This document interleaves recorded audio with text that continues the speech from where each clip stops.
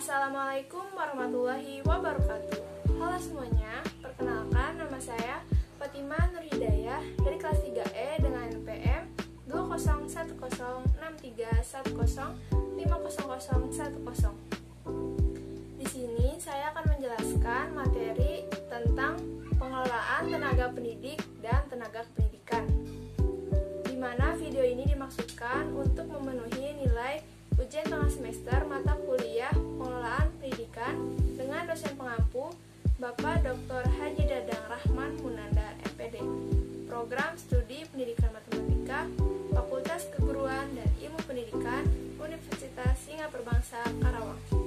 Di sini saya akan menjelaskan tentang pengelolaan tenaga pendidik dan tenaga pendidikan, di mana terdapat konsep dasar, kebijakan, dan implementasi.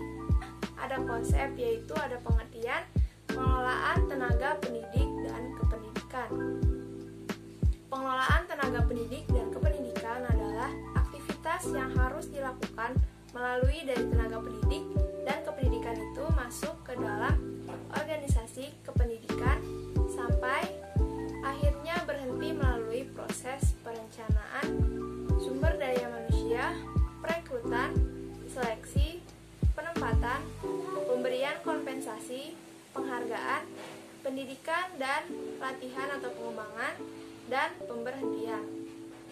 Lanjutnya ada tujuan pengelolaan tenaga pendidik dan kependidikan. Yang pertama itu ada mewujudkan sistem sekolah yang mampu mengatasi kelemahan-kelemahannya sendiri.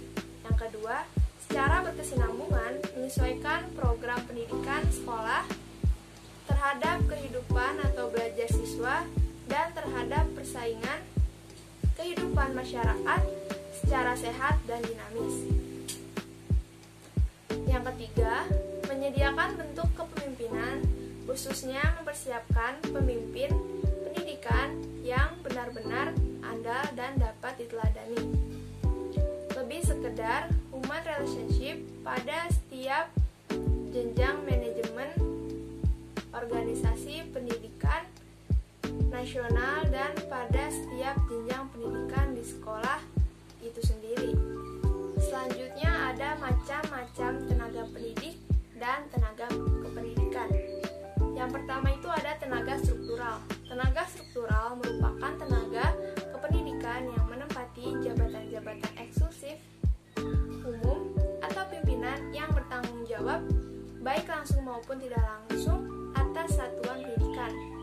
Contohnya seperti kepala sekolah, wakil kepala sekolah bagian kurikulum, wakil kepala sekolah bagian kesiswaan, wakil kepala sekolah bagian sarana dan prasarana, dan wakil kepala sekolah bagian hubungan masyarakat.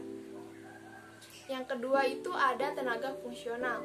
Tenaga fungsional merupakan tenaga pendidikan yang menempati jabatan fungsional, yakni jabatan yang dalam pelaksanaan pekerjaannya mengandalkan keahlian akademis kependidikan.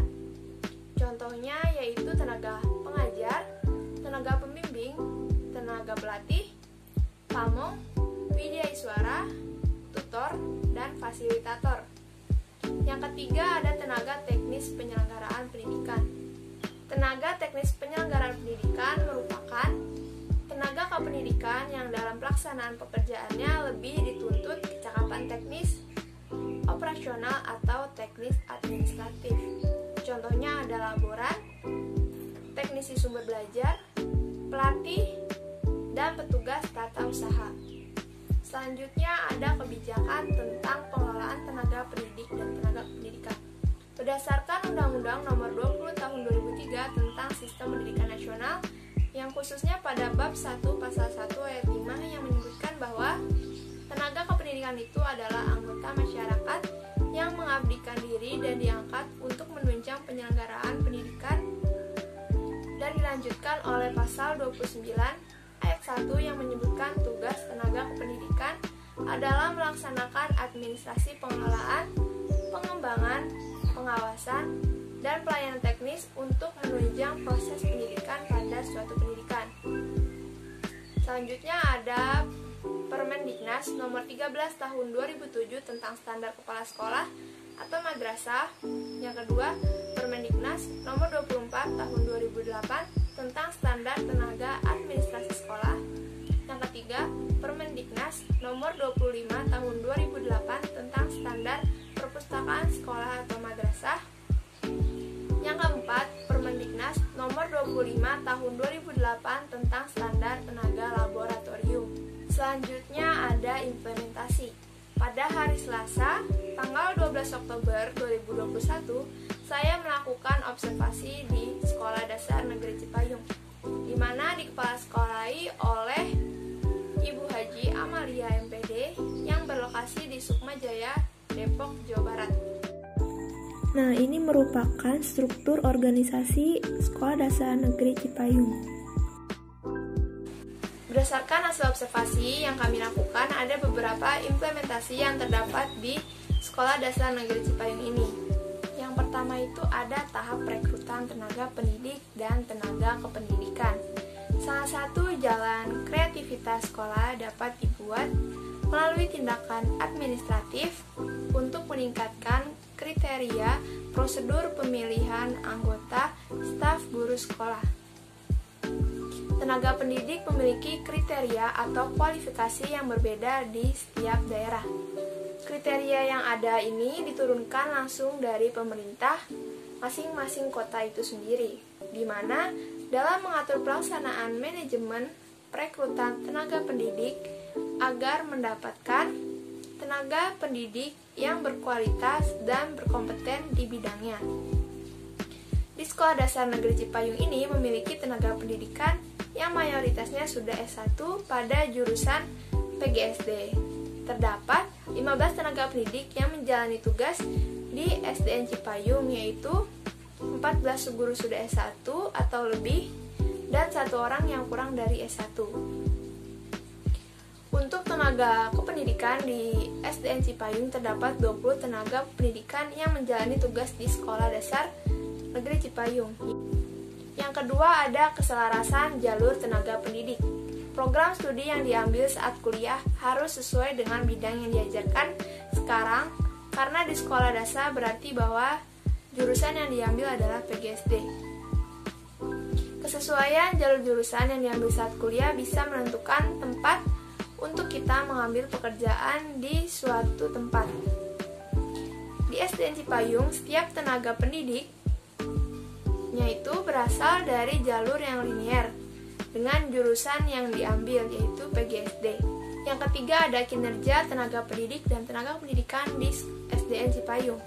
Kinerja tenaga pendidik dan tenaga pendidikan di SDN Cipayung sudah terlihat bagus mulai dari kualitas kerja, ketepatan waktu, inisiatif, kemampuan dan komunikasi, di mana khususnya tenaga pendidik yang mengajar di SDN Cipayung sudah menguasai materi yang diajar, menguasai metode pembelajaran, dan dapat menyampaikan materi dengan baik. Yang keempat, pentingnya sertifikasi guru di sekolah. Sertifikasi dapat meningkatkan kinerja guru.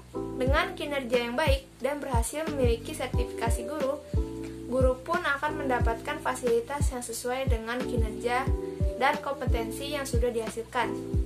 Di mana tujuan dari sertifikasi guru adalah sebagai tenaga pengajar dan juga sebagai agen pengajar dalam rangka mewujudkan tujuan pendidikan nasional, meningkatkan proses dan mutu hasil pendidikan, meningkatkan martabat guru, dan meningkatkan profesionalitas guru.